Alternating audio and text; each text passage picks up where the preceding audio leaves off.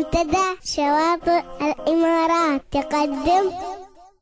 إنما الناس قضايا وقيم، والحضارات نماء وبناء، وشباب بهدى الله التزم، زارع الخير وصان الوطنا.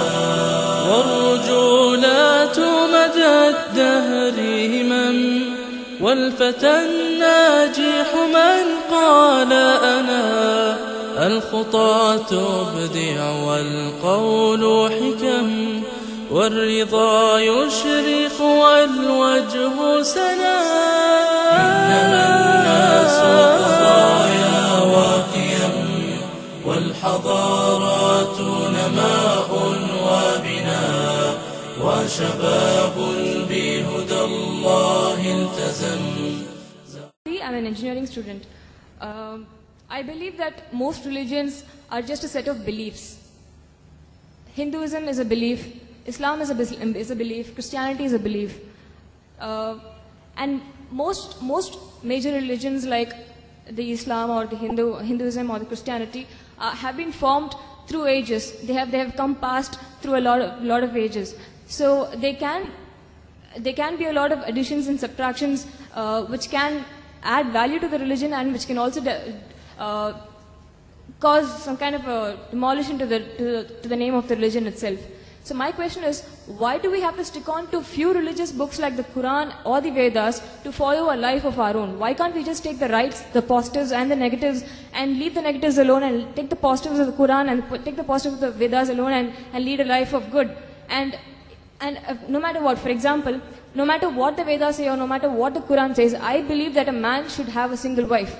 And I would definitely not agree upon the fact that the Vedas contain something like that or the Quran contains something like that. It is up to my conscience to leave off the negatives of however great a religious book might be and take the positives of the book alone. And why are we here to even discuss about why are we here to even discuss about the differences and similarities between the two great religions? Why can't we just take the positives of both religions and just lead a life of our own? That's my question. Sister asked a very good question. A very good question, a very relevant question. That why should we follow religion? Why Hinduism, why Islam, why Christianity? Why not follow the good things of all? And that's it. Finish. Who will decide what is good, what is bad?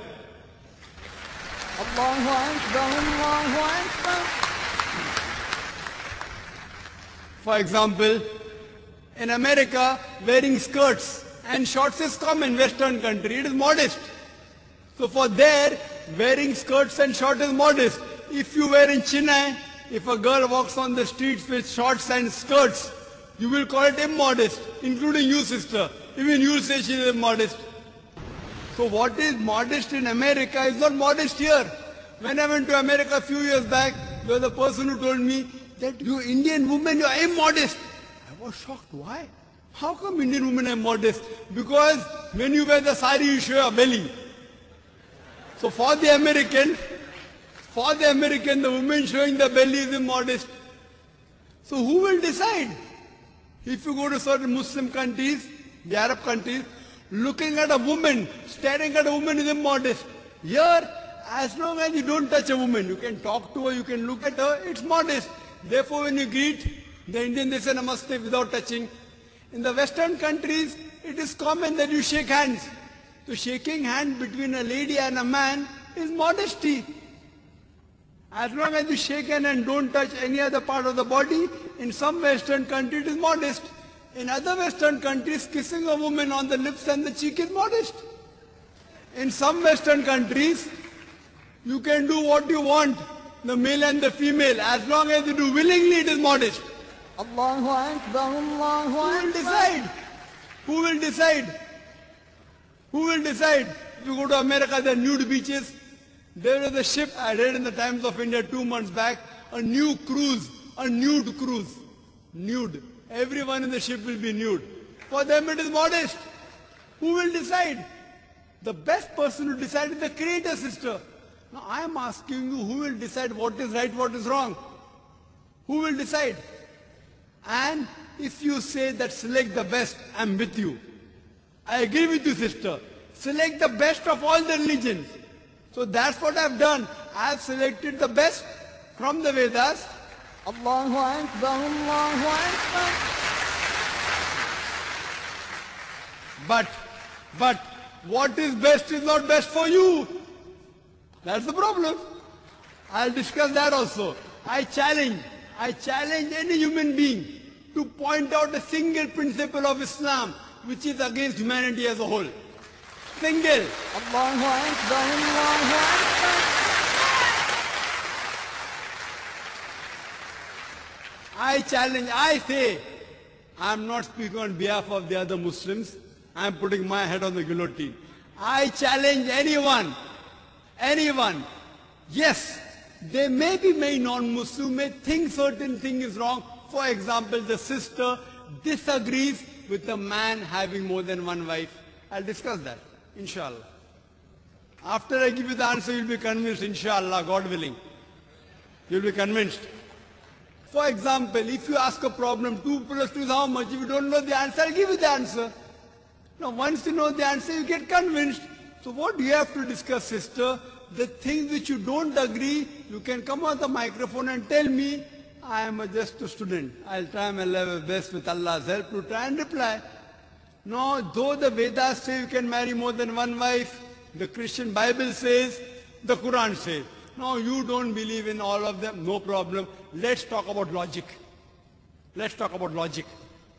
Sister, do you know, by nature, male and female are born in equal proportion? By nature, male and female are born in equal proportion. But if you ask any pediatrician, a doctor of the children, he will tell you that the female child can fight the germs and diseases better than the male child. So in the pediatric age itself, there are more male children dying as compared to female children. So in pediatric age itself, there are more females than the males. As life goes on, there's death due to cigarette smoking, death due to alcoholism, death due to accident, death due to war. More male are dying as compared to female. So today in the world, there are millions of women more in the world as compared to male. Only in some countries, third world countries like India, the female population is less than the male population. You know why? Because of female infanticide. According to a BBC report, every day more than 3,000 fetuses are being aborted in India after they identified that they're females. That means more than 1 million fetuses are being aborted in India every year after they identified they're females. If you stop this evil practice, and according to Tamil Nadu government hospital report, this state of yours, that report says out of 10 female born alive, 4 are put to death. Do you say it is right? It is wrong. If you stop this evil practice, even in India, the female population will become more than the male population. In America alone, there are 7.8 million females more than male. In UK alone, there are 4 million female more than male. In Germany alone, there are 5 million female more than male. In Russia alone, there are 9 million female more than male. Allahu Akbar, Allahu Akbar. God alone knows how many millions of females are more than males in the world. Suppose, sister, hypothetical question. Suppose my sister happens to live in America.